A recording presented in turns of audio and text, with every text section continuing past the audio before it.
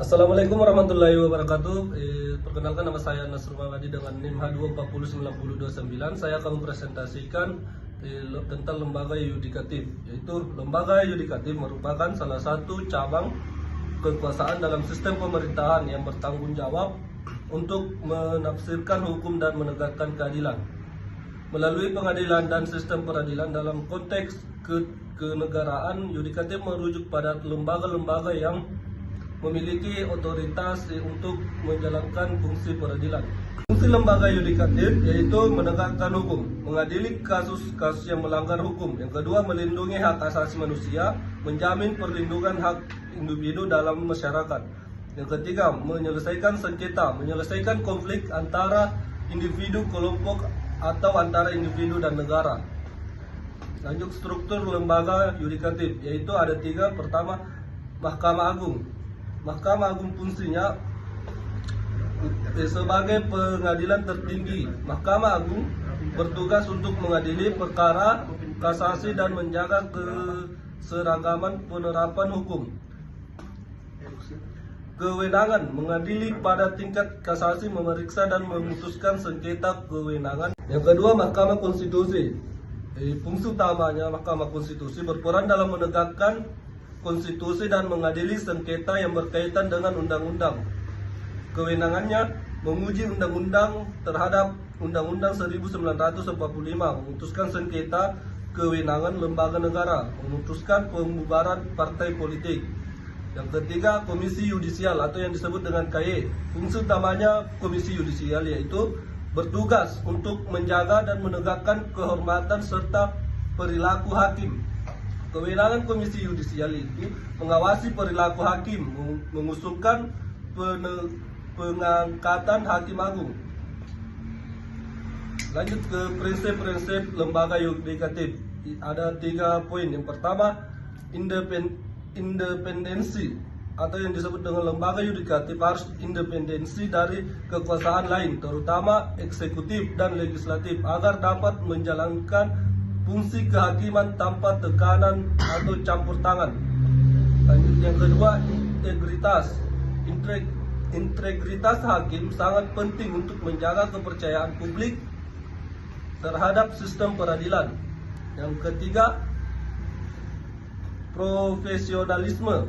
Hakim dan pejabat peradilan harus memiliki pengetahuan hukum yang mendalam, keterampilan dan menjalankan tugas. Lanjut, peranan lembaga yudikatif. Lembaga yudikatif memiliki peran penting dalam melindungi hak-hak asasi manusia.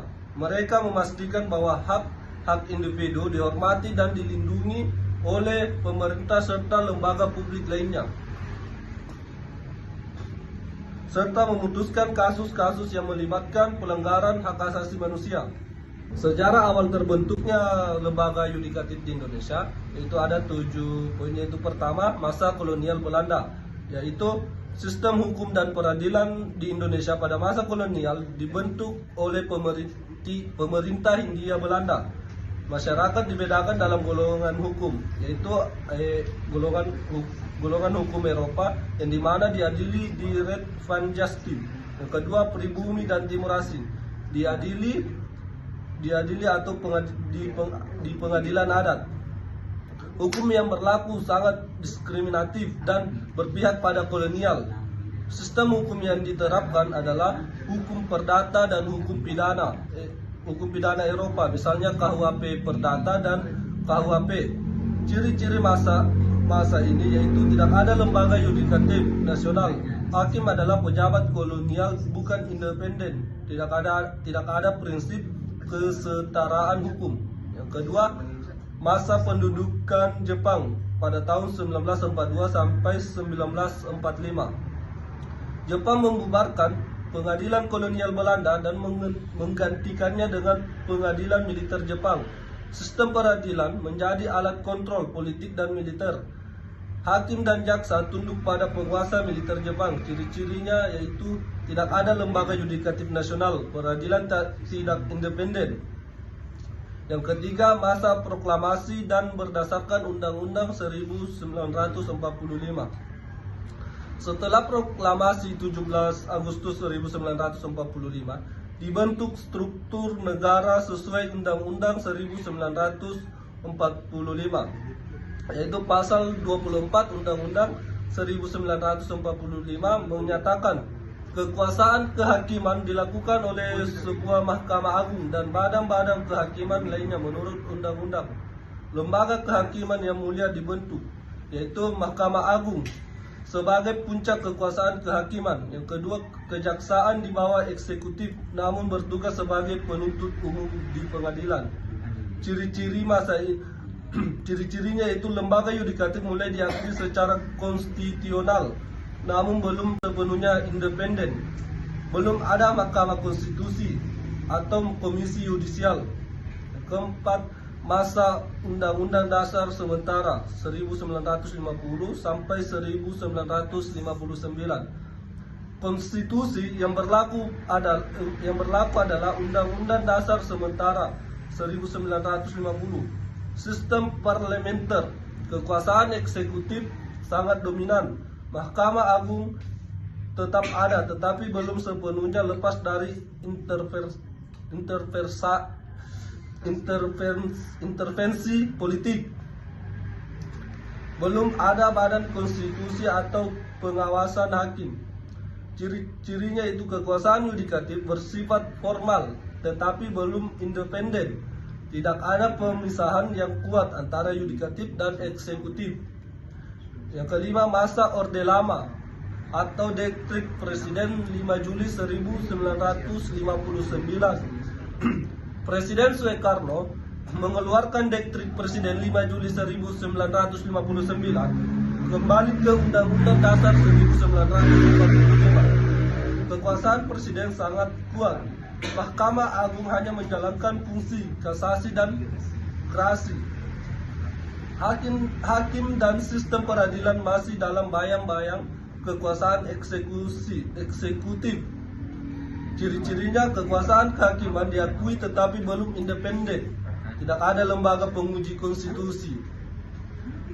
Yang keenam, masa Orde Baru yaitu 1966 sampai 1998. Lembaga peradilan mengalami politisasi terutama dalam kasus-kasus politik. Hakim diangkat dan diberhentikan oleh presiden. Mahkamah Agung menjalankan fungsi kehakiman tetapi terbatas.